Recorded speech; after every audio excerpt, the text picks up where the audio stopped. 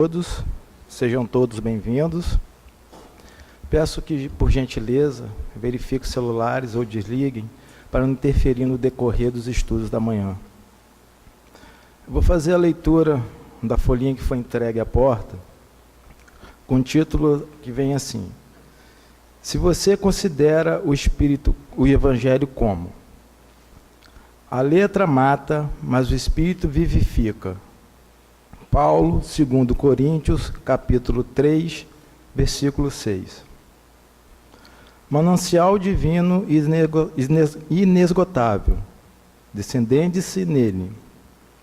Facho de luz, aclare nele sua alma. Roteiro seguro, caminhe atendendo-lhe as diretrizes. Relíquia de valor incalculável, guarde-o no coração. Celeiro de bênçãos, farte-se com seu pão. Verdade, viva os ensinamentos que ele contém. Vida, incorpore a existência. Caminho, dele não se afaste nunca. Repositório dos mais belos exemplos, aprenda através do quanto encerra, para que o faça também um reservatório de amor. Livro superior, não deixe de meditar os seus ensinos, sejam quais forem as circunstâncias. Nele você encontrará sempre segurança e consolo. Como queira considerá-lo, compreenda que todo livro nobre encerra a sabedoria. Toda página elevada traz oculta uma lição.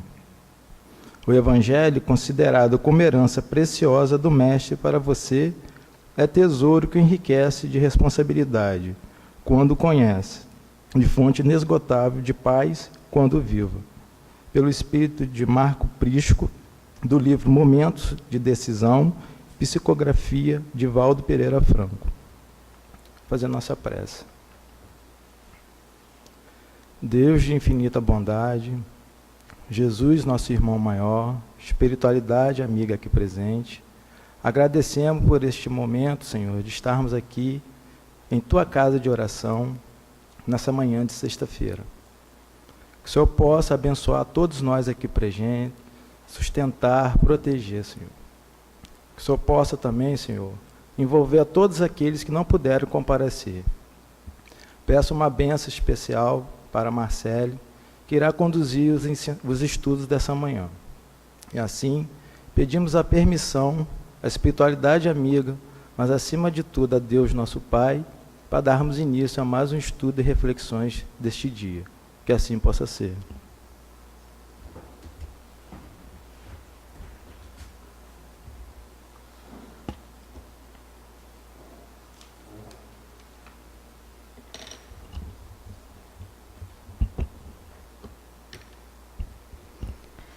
Muito bom dia a todos. Que Jesus, o nosso amigo, possa nos envolver. É uma alegria imensa compartilhar esses momentos com vocês. É muito bom estarmos reunidos numa sexta-feira, feriado, e já estarmos procurando pela manhã ouvir o Evangelho. É muito bom isso. Então, que o Mestre Jesus possa nos abençoar, nos orientar, nos guiar. E hoje o tema é Evangelho. Essa obra maravilhosa, essa fonte de recursos, né, como a leitura que Charles fez, um reservatório de amor disponível a todos. Mas é preciso enxergar. É preciso ter olhos de ver,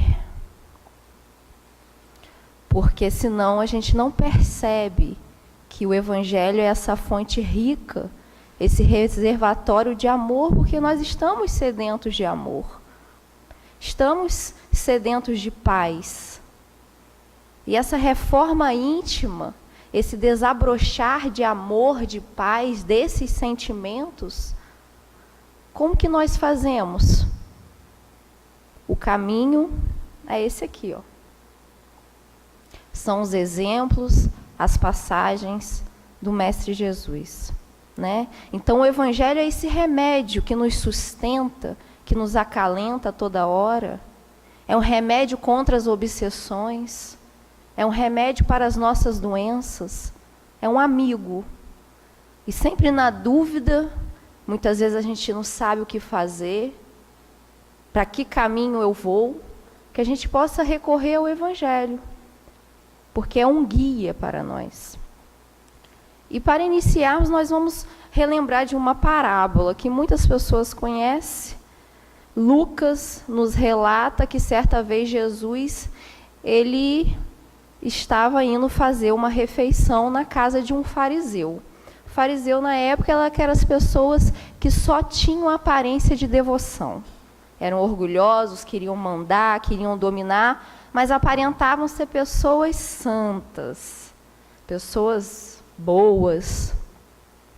E ele então vai fazer refeição na casa desse fariseu. Chegam alguns publicanos, que eram os cobradores de imposto, e Lucas nos relata que chegam alguns pecadores.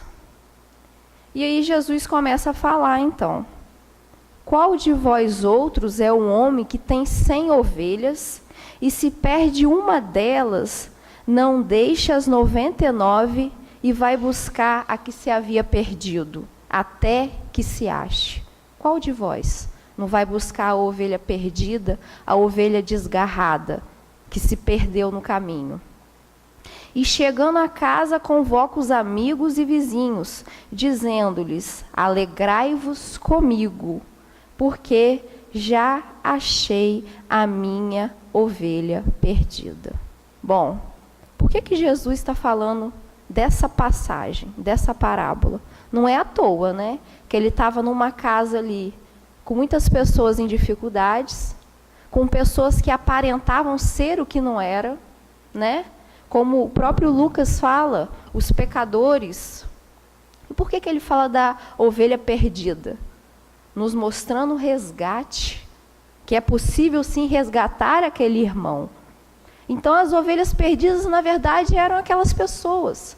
Somos nós que vamos nos afastando da lei de Deus, rebeldes, porque a lei de Deus está escrita na nossa consciência.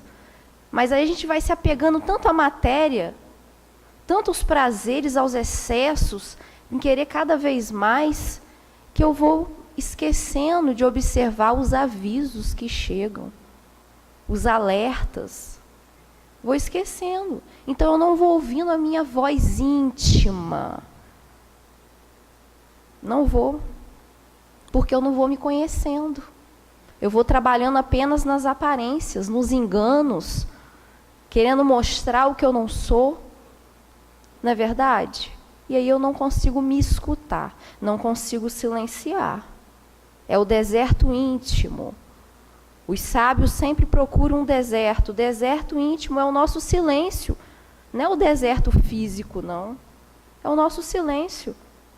Eu posso estar ali, num lugar com alvoroço, numa família complicada, mas eu estou ali em paz. Porque eu estou procurando o meu silêncio íntimo, independente do local, do ambiente externo.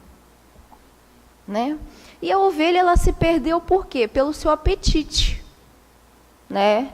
Ela queria cada vez mais e foi se perdendo, foi se afastando, até que chegou o momento que ela não conseguiu mais escutar a voz do pastor, chamando de volta. E nós? Esse símbolo nos representa o quê? Nós que vamos nos perdendo pelos prazeres e pelos excessos, pelos vícios. Aí a gente vai se afastando da lei de Deus. E o Pai convida, o Pai chama, e a gente não consegue escutar, não consegue ter olhos para perceber. Fica insensível à dor, insensível ao outro, insensível às leis, né?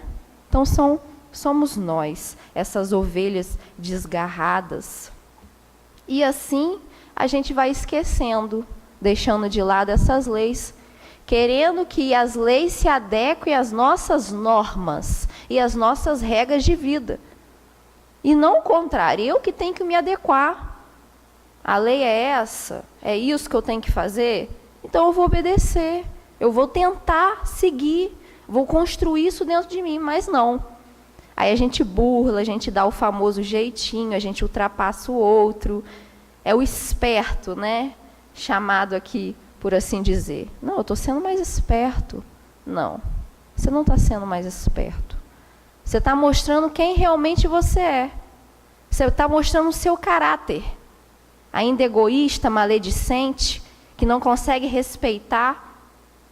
É isso que você está mostrando.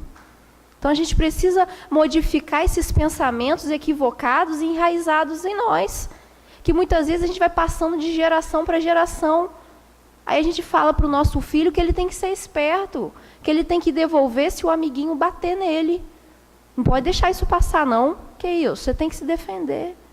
Olha só como nós vamos educando os outros com ideias equivocadas nossas.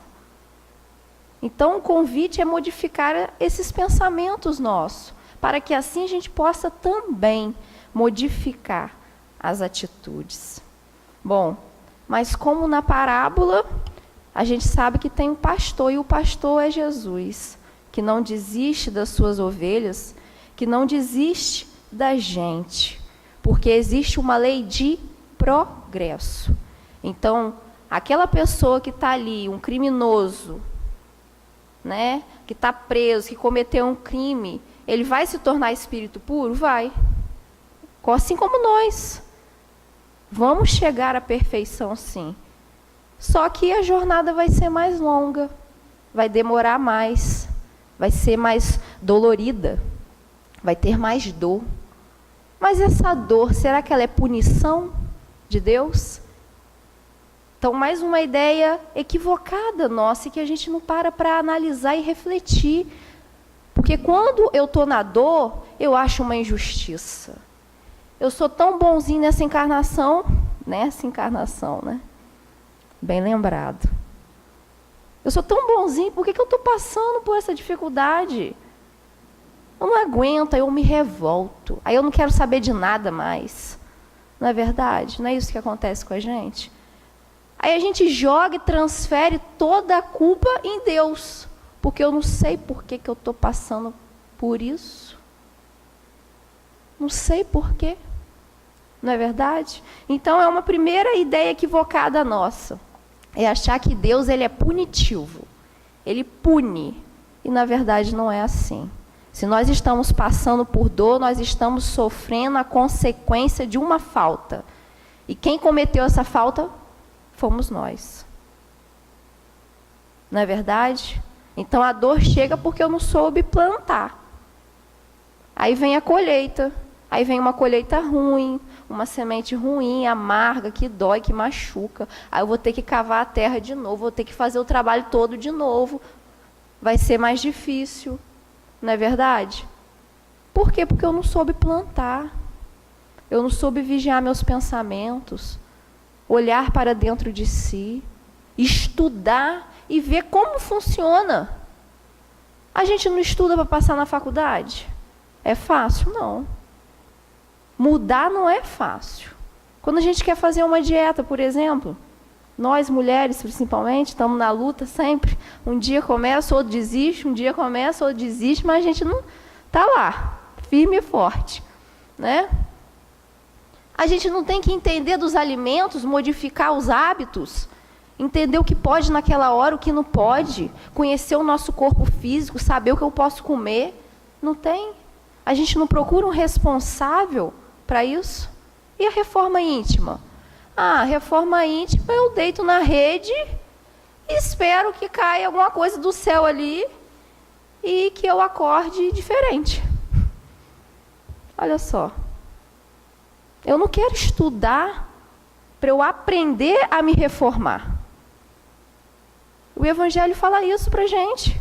O convite é estude para que você consiga se reformar, porque senão vai ser mais difícil.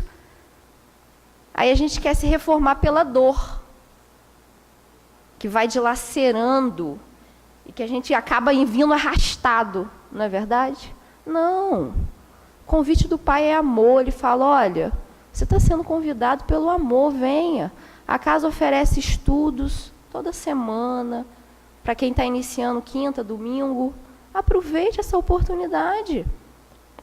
Mas aí a gente deixa as oportunidades passar. Aí a gente fala assim, é muito difícil. Aí a gente fica como espectadores e admiradores da moral cristã. Eu ocupo a cadeira, eu acho lindo, maravilhoso. Gente, Haroldo falando é encantador. Divaldo, meu Deus do céu, né? Mas e o trabalho deles? Só eles sabem. Só eles sabem o que eles passaram para chegar ali. O que ele passou para construir aquela mansão do caminho. Foi fácil? Não. Teve muito suor, muito trabalho duro, muito estudo, para que assim ele possa conseguir ir se reformando. Conseguir modificar os seus sentimentos, as suas atitudes, porque não adianta só falar bonito. Não adianta. Porque a palavra não vai ter sabor. Não vai ter. Vai ser uma palavra vazia. Se eu não modificar os meus sentimentos, as minhas atitudes, no esforço não é de uma hora para outra virar santo. Não é de uma hora para outra. Mas a gente está naquele campo de que eu quero sempre dar lição de moral para o outro, mas eu não me modifico. Então eu sempre estou, não é assim que faz, é desse jeito, tem que ser dessa forma porque eu aprendi assim, está errado. Estamos sempre no campo das ideias, das soluções, mas na hora de colocar a mão na massa, a gente foge igual a ovelha. Porque a gente se deixa levar pelos prazeres. Ah, não, estou muito ocupada, não tenho tempo. Né? Tem muitas tarefas me esperando, materiais. Tarefas materiais. Nós não somos matéria. Nós somos espíritos. Não somos apenas o nosso corpo. Mas só nos ocupamos com coisas materiais, essenciais sim, mas precisamos cuidar do espírito, precisamos dividir essas horas, precisamos estudar, se reformar, fazer um trabalho no bem, porque é isso que vai ser o quê? O nosso advogado, é isso que vai nos defender, né? Então, a primeira ideia equivocada, como a gente falou, é achar que Deus é punitivo, eu me revolto, e agora a gente já entende, através do estudo da doutrina, que a dor ela é consequência de uma falta cometida, ou muitas vezes Deus quer abrir os nossos olhos para a gente mudar de roteiro, mudar de caminho. Aí a dor bate a nossa porta, nos convidando que, epa, porque isso aí não está bom não. Vamos mudar ali a rota, senão você vai se perder mais. Aí vai acabar que eu vou ter que chamar você de volta, porque você vai se comprometer tanto, que é melhor você voltar. Porque você não está aproveitando a reencarnação. Né? Uma segunda ideia equivocada nossa, né? Como ovelhas desgarradas, muitas vezes o pai ele resgata sim, ele perdoa sim, mas nós temos que fazer a nossa parte. É achar que eu me arrependi e pronto. Os meus pecados, né? Deus perdoou todos os meus pecados. Pronto, tô quite com a lei, passei uma borracha, né? Aquela borracha escolar. Eu escrevi, passei a borracha, acabou. Na verdade, a gente faz muito isso automaticamente. Desculpa, desculpa. Desculpa, aí a gente faz de novo, a gente faz de novo, a gente faz de novo. Porque a gente não para se olhar. Não, eu machuquei o outro. E isso está me ferindo. Não vou fazer mais dessa forma, vou tentar uma forma diferente. Não é verdade? Então, são ideias equivocadas nossas. Deus, ele perdoa sim. Só que o arrependimento, ele é a primeira fase. Eu preciso me arrepender sinceramente, depois eu vou expiar essas faltas cometidas, eu vou sentir essas faltas cometidas e depois eu vou ser convidado a reparar. É assim que a lei funciona. Então, o arrependimento, a expiação e a reparação. Aí eu vou ter que encontrar aquele que eu machuquei, que eu feri. Muitas vezes sou convidado numa próxima encarnação de estar ali junto com ele. Aí ele vem no meu lar como filho, como marido, como esposa, né? Aí eu machuquei, agora eu vou ter que ajudar, eu vou ter que amar. Eu ignorei e agora eu vou ter que assumir essa responsabilidade. Vou ter que educar, né? Então essa é a doutrina. Então vamos deixar de lado essas ideias equivocadas e estudar mais para que a gente possa entender e ir nos reformando. Então aquela pessoa que a gente acha que não tem mais jeito para ela, né? E a gente pode muitas vezes se colocar nessa posição de vítima, não tem mais jeito para mim. Não vou mais conseguir sair desse lugar. A lei é de progresso. E você vai andar. Nem que seja a força, mas você vai. Você vai construir. Você vai se movimentar. Porque o Pai, ele convida sempre. E ele sempre resgata essas ovelhas perdidas. Bom, mas como isso vai acontecer? Só tem um caminho. Como esse espírito ainda maledicente, orgulhoso, invejoso, vai conseguir chegar ao estado ali de Jesus, ao espírito crístico, puro? Educação moral. Só a educação moral vai renovar aquele ser. Só esse caminho, através dos exemplos de Jesus. Mas aí a gente quer estudar nas melhores faculdades, esquecendo que nós temos o melhor mestre. Mas a gente quer estudar em Harvard. A gente quer estudar com os melhores mestres, professores. E eu esqueço de colocar ao lado disso o estudo com Jesus. Eu esqueço. Aí eu estudo na melhor faculdade, mas não sou gentil com o outro. Eu estudo na faculdade mais conceituada e eu não consigo dividir, não consigo fazer trabalho em grupo, não consigo me socializar, porque eu tenho dificuldade de aceitar a diferença do outro. Eu tenho preconceito, tenho inveja. Olha só, porque eu não consigo conciliar. Estudar nas melhores faculdades é bom? Sim, é bom. Mas que eu também leve Jesus comigo. Que eu também leve o Evangelho. Não é verdade? E muitas vezes a gente deixa de lado. Eu posso ter conseguido ocupar um cargo altíssimo na empresa. Ter suado muito, estudado muito. Verdade. Mas ao mesmo tempo eu posso roubar aquela empresa. Então a gente percebe que o intelecto e a moralidade são coisas distintas e nem sempre andam lado a lado na reencarnação.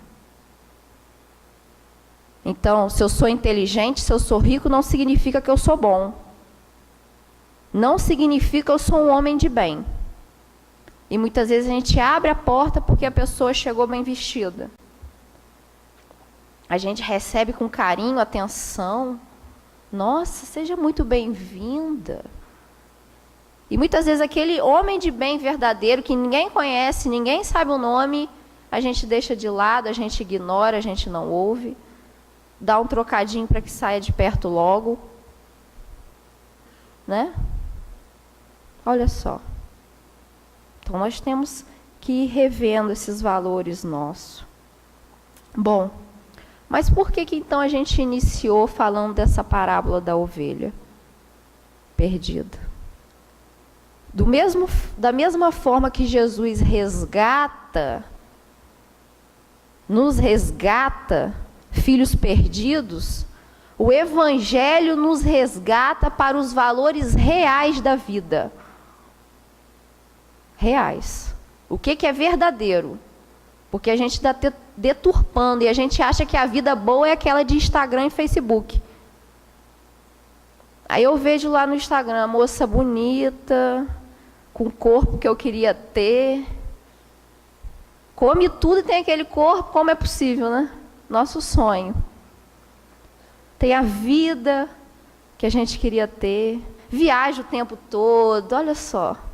Não é verdade? E a gente acha que isso é felicidade. Eu fico numa comparação. Eu quero ter aquela vida. E eu sempre estou insatisfeito com a minha. Né? E a gente se perde nisso. Da mesma forma que eu tenho problema, essa pessoa também tem problema. Tem dificuldades a ser superadas. Assim como nós. Só que aí só posta coisa bonitinha. A gente acha maravilhoso e a gente se perde ali horas. Né? Então, o Evangelho nos resgata para saber qual é o seu significado. O que você está fazendo aqui? Por que eu estou aqui reencarnado? Será que eu estou aqui só para pagar a conta? Para trabalhar, receber dinheiro, ir no supermercado, dormir, malhar, só para isso? Ajudar a fazer o bem, amar o próximo, estudar. Cadê? A gente vai deixando de lado. Trabalhar os sentimentos, as qualidades, acordar esse ser que mora dentro da gente, que está dormindo há muito tempo. Levanta e anda. Nós podemos muito, temos muito talento, muito talento a ser descoberto. Só que preciso olhar para mim, preciso entrar no silêncio do deserto, preciso estudar, me conhecer, para ir sim despertando quem eu realmente sou, despertando valores morais para a vida verdadeira. O Evangelho faz esse resgate conosco. Ovelhas desgarradas, que fomos fugindo, deixando de lado, deixando de escutar os chamados, e uma hora ele vem e fala: agora chegou o seu momento. Aproveite o seu tempo. Aproveite as suas horas. Né? Então, o convite que fica é justamente estudarmos mais. Conhecermos essa fonte valiosa que é o Evangelho. O real sentido da vida. Aí a gente lembra de Chico, muitas pessoas conhecem essa passagem, né? Que Chico ia lá, estava num compromisso inadiável, que ele tinha que pegar o ônibus que tinha acabado de chegar. E aí uma criancinha chama Chico lá de longe, seu Chico. Ele, ai meu Deus. A gente ia fazer o quê? Depois eu falo com você. Ia sair correndo. Ou nem ia fingir que não escutou a criança. Aí Chico deixa o ônibus passar, espera. Aí a criança fala: seu Chico, eu vim te dar um beijo, seu Chico. Eu trouxe uma florzinha do céu para te entregar. Entrega uma florzinha que ele tinha tirado ali da estrada do caminho. E aí Chico, então não dá só um não, dá vários. E aí ele percebe, e ele conta isso como o momento mais importante da sua vida. Olha só, o momento mais importante da sua vida, ele conta essa história. Porque ele percebeu o significado da vida, o real sentido, porque ele estava ali para muito mais, para ajudar as pessoas. Essa era a missão, o trabalho dele. E ele consegue perceber esse espírito maravilhoso. Né? Então está na hora de a gente perceber também, porque o convite também chega para nós. Então, nas dúvidas, nas crises, nas dificuldades e principalmente nas alegrias, que a gente possa buscar o Evangelho sempre. Que Jesus nos abençoe. Do terceiro milênio.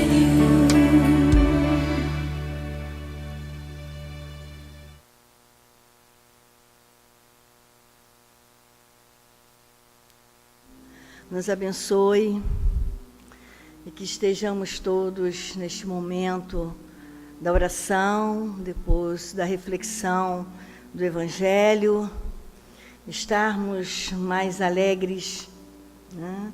Mais esperançosos, mais harmonizados. Nós sabemos que no dia de hoje, né, os segmentos religiosos celebram, né, a morte de Jesus, a ressurreição amanhã, o sábado, o domingo de Páscoa. Nós espíritas respeitamos todos os segmentos e simbolizamos também a existência da vida verdadeira, né? A Páscoa é uma passagem do povo hebreu lá no Egito, depois de muita escravidão, não é? A Páscoa é quando a gente consegue vencer a nós mesmos, as nossas diferenças e dores, né? Então, nós vivenciamos a Páscoa diariamente, quando nós olhamos para nós e vamos vencendo as dificuldades que trazemos. Isso é muito importante. A doutrina dos espíritos não conduz a gente só para um único dia, uma celebração naquele dia, mas todos os dias celebrar a vida, celebrar as dificuldades que a gente consegue vencer, celebrar a oportunidade de estarmos encarnados, celebrar a família que temos, a experiência na Terra, a beleza de estarmos aqui aprendendo. Quantos irmãos estão querendo reencarnar e têm dificuldades na encarnação? Dificuldade de vir e dificuldade daqueles que vão receber, dos pais, das mães, da família. E nós estamos aqui encarnados, temos uma família, estamos tendo a oportunidade de aprender e de vivenciar. Então a Páscoa, essa passagem é a cada dia vencendo a nós mesmos, a cada dia identificando o quanto podemos estarmos melhores, construir um mundo melhor para nós, não só naquele dia, naquela semana, não é? Semana das Mães, não é Semana das Mães, Dia das Mães é todo dia, Semana da Criança é todo dia, é a Semana da Vida, é o Dia da Vida, é o viver intensamente a experiência terrena, é ter a esperança de que no dia seguinte será melhor, e será mesmo melhor, né? Jesus trouxe isso para a gente, exemplificou, né, depois daquele sacrifício do Calvário, quando ele reaparece, olha só, né, no corpo espiritual, não tinha mais aquele corpo físico, chagado, com aquela dificuldade toda, mas no corpo espiritual, mostrando para a gente que a mesma coisa vai acontecer com a gente.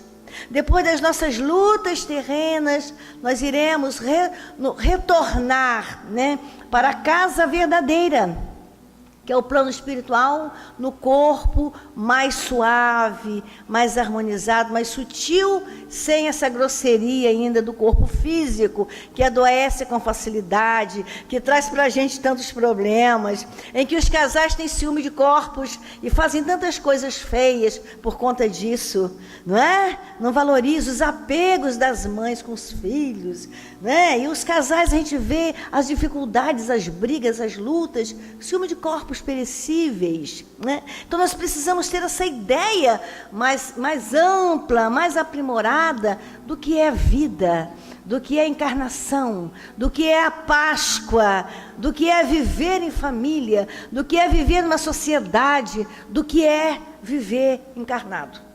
Precisamos ampliar e respeitar todo mundo, respeitar todas as ideias, todos os segmentos religiosos, respeitar todos. A questão do respeito é fundamental para nós, né? Num dia como hoje, eu lembro que lá eu morava na roça, todo mundo já sabe disso, né? A gente ia tomar benção dos padrinhos e tinha sempre um presente para dar. Hoje em dia nem sei se isso acontece mais. Ia dar uma benção, beijava na mão dos pais, dos padrinhos da gente e recebia um presente, né? Eu lembro que meu pai vinha a Campos para levar o presente para os afilhados da gente, para a gente, todo mundo, e aquela coisa lá. Celebrando um momento de alegria. É importante isso, mas que o presente verdadeiro, hoje, com a orientação que a gente já tem, seja o verdadeiro amor, a verdadeira amizade, o verdadeiro companheirismo. Isso Esse é o maior presente que a gente quer. O presente material, todos nós gostamos de ganhar. Todos nós gostamos, claro que gostamos, né? Mas não é o fundamental. O fundamental é o amor verdadeiro, né? Então a gente sente falta. Hoje eu estava orando pela manhã e lembrando do meu pai, quando ele fazia isso. E a gente depois ia para casa da minha avó comer canjica o dia todo, aquela coisa. E as coisas vão mudando um pouco, não é? Vão mudando um pouco. Só que não pode mudar é a gratidão nossa. É a ideia clara de que a vida prossegue, de que aqueles que estão no plano espiritual continuam vivos e continuam ligados aos nossos corações, não é isso? E que a gente podemos estar com eles durante o repouso físico, durante o sono, nós podemos visitar os nossos queridos e eles podem vir nos visitar também. Então, esses laços de afeto, de amizade, eles continuam, eles não se perdem. E que a gente possa valorizar isso, quando a saudade apertar, e a gente lembrar das coisas boas que a gente viveu, a gente perceber que bom que eu tive esses momentos bons com meu filho, com meus pais, com meus irmãos, com as pessoas que já estão na pátria verdadeira, né? Porque a gente sabe que, quando o Pai chama a gente, todos nós temos que voltar para casa. Né? A gente vem aqui passar por um período, aprender, e ele chama para a gente retornar. E quando ele chama, nós temos que voltar. E todos nós iremos voltar. Né? E o importante de tudo isso é quando a gente identifica, né, que o Espírito continua e que os laços de afeto verdadeiro, né, eles não se desfazem. Então, num dia como hoje, é mais um dia para nós, mais um desafio de estarmos melhores e de vencer a nós mesmos. Por exemplo, exercitar o perdão, aquela mágoa que a gente traz das pessoas, que adoece a gente. A mágoa adoece, a raiva adoece, né? A ociosidade também, né? Que leva a gente a pensar em coisas menos boas e acabamos nos comprometendo desnecessariamente. Né? Então a Páscoa é isso, gente, é a passagem, é a libertação, é o momento novo, é o dia novo.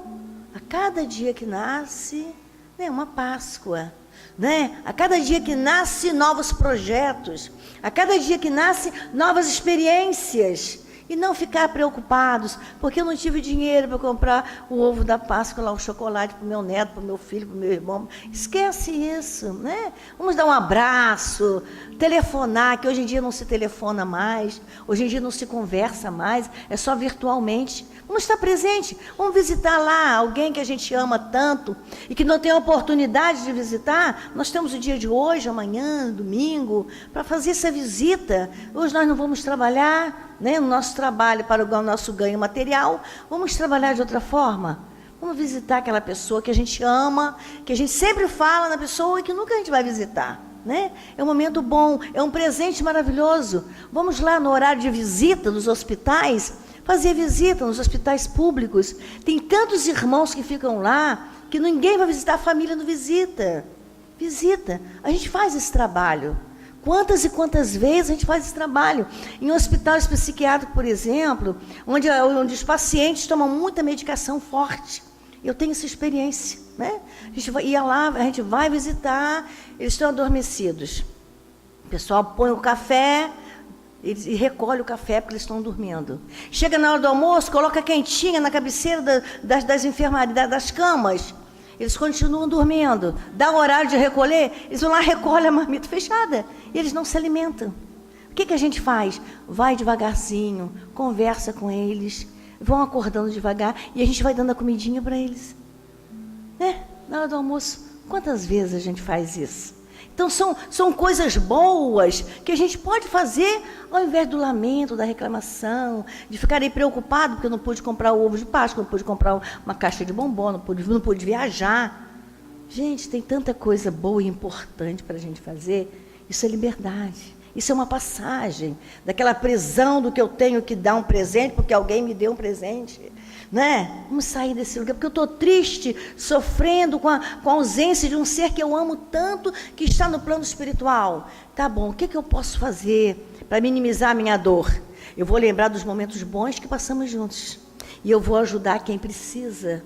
Porque a alegria de ajudar quem precisa vai acalentar minha alma que está sofrendo, que está doída, porque meu ser querido passou para o plano espiritual. Continua vivo, mais vivo do que nós mesmos.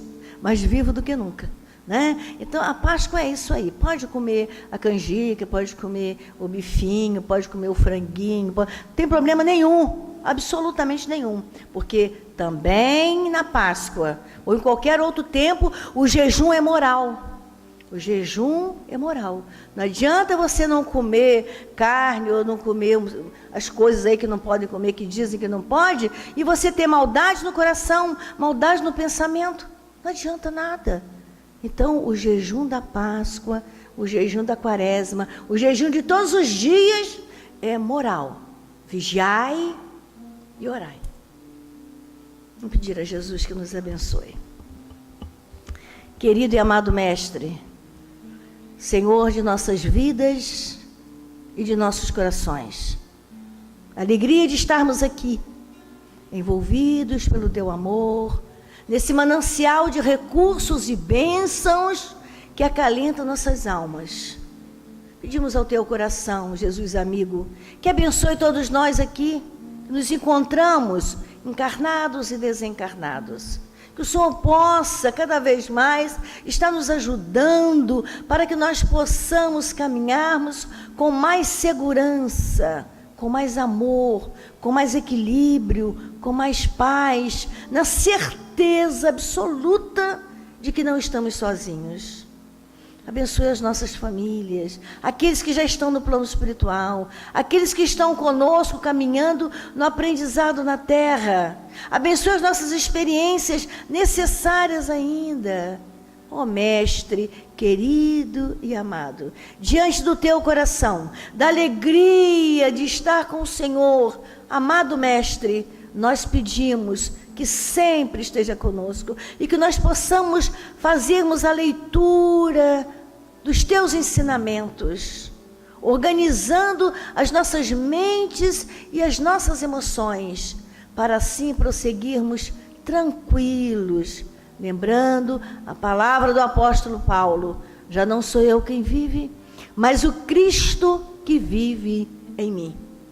Que o Senhor e Mestre nos conceda a paz, a harmonia e a alegria de estarmos envolvidos com a doutrina dos Espíritos, nesse conhecimento maior e melhor de viver, amar, viver, recomeçar a cada dia, vencendo a nós mesmos. Obrigada por agora, Senhor Jesus, fique conosco, hoje, agora e sempre, que assim seja, graças a Deus. Vamos continuar tranquilos, médios no alto passe, e a gente orando, acompanhando aqui a canção, né? A espiritualidade trabalha no ambiente.